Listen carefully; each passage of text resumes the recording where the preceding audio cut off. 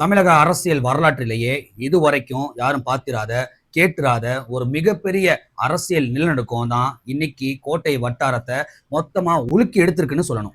பொதுவா அரசியல்ல ஒரு பழமொழி சொல்லுவாங்க, நேத்து எதிரியா இருந்தவன் இன்னைக்கு நண்பனாகலாம், இன்னைக்கு நண்பனா இருக்கிறவன் நாளைக்கு எதிரியாகலாம். ஆனா தமிழ்நாட்டோட இரு துருவங்களா சிங்கம் புலியா நேருக்கு நேர் மோதிக்கிட்டு இருக்கிற திமுகவும் அதிமுகவும் திரைமறைவுல கை கோர்க்க பார்த்தாங்களாம்.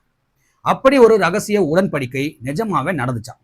அப்படிங்கிற ஒரு அதிரடி கேள்விக்குறிதான் இப்ப ஒட்டுமொத்த தமிழக அரசியல் களத்தையும் தீப்பிடிக்க வச்சிருக்கு. இது ஏதோ சாதாரணமா சோசியல் மீடியால வர வதந்தின்னு நம்ம அசால்ட்டா கடந்து போயிட முடியாதுங்க. ஏன்னா இந்த செய்தி அதிகாரப்பூர்வமா வெளியாகி ஒட்டுமொத்த அரசியல் வட்டாரத்தையுமே அதிர வச்சிருக்கு. அதிமுக கோட்டையோட அசைக்க முடியாத தூண்களா ஜெயலலிதா அம்மையாரோட காலத்துல இருந்தே கட்சியை தாங்கி பிடிச்ச மிக முக்கிய சீனியர் தலைவர்கள் மற்றும் முன்னாள் அமைச்சர்கள் தான் இன்னைக்கு இந்த பாரிய அணுகுண்ட எடப்பாடி பழனிசாமியோட தலைமையிலேயே தூக்கி போட்டிருக்காங்க. விவரங்களுக்குள்ள முழுமையா போனோம்னா, அதிமுகவின் கொங்கு மண்டல தளபதினு சொல்லப்படுற முன்னாள் அமைச்சர் எஸ்பி வேலுமணி, தென் மாவட்டங்களோட முக்கிய முகமான நத்தம் விஸ்வநாதன், வட மாவட்டங்கள்ல செல்வாக்கு மிக்க சி வீரமணி, கரூர் மாவட்டத்தோட முன்னாள் அமைச்சர் ஆர் விஜயபாஸ்கர்னு அதிமுகவோட ஒரு பெரிய சீனியர் பட்டாளமே சேர்ந்து இன்னைக்கு இந்த மரண மாஸ் குற்றச்சாட்டை முன் வச்சிருக்காங்க. விஷயம் என்னன்னா, கடந்த சட்டசபை தேர்தல் முடிவுகள் வெளியானதுக்கு அப்புறமா தமிழ்நாட்டுல ஒரு மிகப்பெரிய அரசியல் குடுமிப்பிடி சண்டை திரைமறைவுல நடந்திருக்கு. தேர்தல் முடிஞ்ச உடனே எப்படியாவது ஆட்சியை பிடிக்கணும், அதிகார நாற்காலியில உட்காரணும்னு ஒரே சுயநலத்துக்காக அதிமுக பொதுச் செயலாளர் இபிஎஸ் ஆளுங்கட்சியான திமுக கூட கை கோர்க்க பார்த்தார். அவங்களோட இணைந்து கூட்டணி ஆட்சி அமைக்க ரகசியமா தூது அனுப்பினார், காய் நகர்த்தினார் அப்படின்னு இந்த முன்னாள் அமைச்சர்கள் எல்லாரும் ஒட்டு மொத்தமா குமுறிக்குதாங்க. கொஞ்சம் நிதானமா யோசிச்சு பார்த்தா, கடந்த தேர்தல் பிரச்சார மேடைகள்ல இபிஎஸ் என்ன பேசினாரு?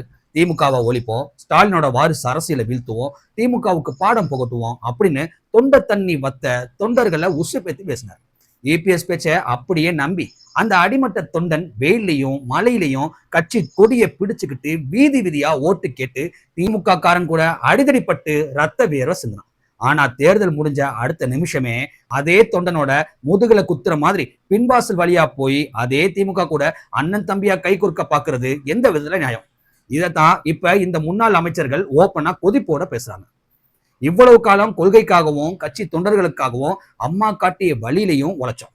ஆனா தலைமையே இப்படி சுயநலத்துக்காக கொள்கையே இல்லாம திமுக கூட டீல் பேச போனது எங்களால ஏத்துக்கவே முடியல. திமுகவோட இந்த துரோக நிலைப்பாட்டால் நாங்க மனசு உடைஞ்சு போயிட்டோம் அப்படின்னு அவங்க தரப்பு ஆதங்கத்தை வெளிப்படுத்திருக்காங்க. சரி, அதிமுக தலைமை மேல கோபம்னா அவங்க ஏன் திடீர்னு தாவேக்கா பக்கமே சாஞ்சாங்க? விஜய் தரப்புக்கு ஏன் ஆதரவு கொடுத்தாங்க? அதுக்கும் அவங்க தெளிவான விளக்கம் கொடுத்திருக்காங்க. தமிழ்நாட்டுல திமுகவை எதிர்க்க துணிச்சலான நேர்மையான ஒரு தலைமை தேவைப்படுது. இபிஎஸ்க்கு அந்த தகுதி இல்லைன்னு எங்களுக்கு நல்லா தெரிஞ்சு போச்சு.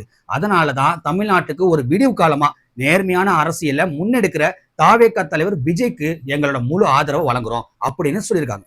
இது சும்மா சாதாரண விஷயம் கிடையாது. கொங்கு மண்டலத்திலையும் தென் மாவட்டங்கள்லயும் இந்த முன்னாள் அமைச்சர்களுக்குன்னு சொந்தமா ஒரு பெரிய வாக்கு வங்கியும் பல ஆயிரக்கணக்கான தொண்டர் படையும் இருக்கு.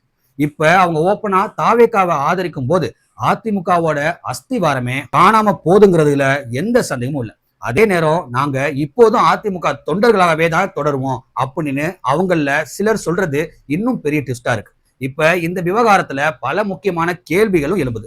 இபிஎஸ் பிஜேபியை கழட்டி விட்டதுக்கு காரணமே நாங்க தான் தமிழ்நாட்டுல உண்மையான எதிர்கட்சி, தனித்து நின்று திமுக வீழ்த்தோம்னு காட்டுறதுக்காக தான் எல்லாரும் நினைச்சாங்க. ஆனா இப்ப பார்த்தா பின்வாசல் வழியா அறிவாலயத்துக்குள்ள நுழைய பார்த்திருக்காரே. அப்ப பிஜேபி கூட்டணி முறிந்தது கூட ஒரு நாடகமா? அதே மாதிரி திமுக தரப்பு இதுக்கு என்ன சொல்ல போகுது? அதிமுகவை ஒழிப்போம்னு சொல்ற திமுக அவங்களோட சேர்ந்து ஆட்சி அமைக்க நிஜமாவே சமைச்சாங்களா, இல்ல இபிஎஸ் வச்சு எதுவும் மைண்ட் கேம் விளையாடினாங்களா? அப்படிதான் பல பேருக்கு கேள்வி ஓடிட்டு இருக்கு.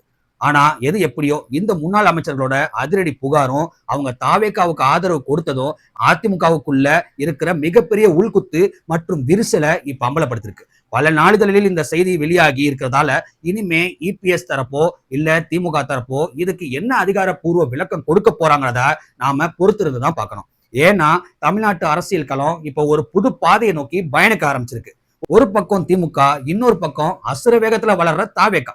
இதுக்கு நடுவுல அதிமுக தப்பி பிழைக்குமா அப்படிங்கிறத பொறுத்திருந்து தான் பார்க்கணும். இந்த அதிரடி அரசியல் திருப்பத்தை பத்தி உங்களோட நியாயமான கருத்துக்களை கீழே இருக்கிற கமெண்ட் பாக்ஸ்ல மறக்காம பதிவு பண்ணுங்க. நன்றி, வணக்கம்.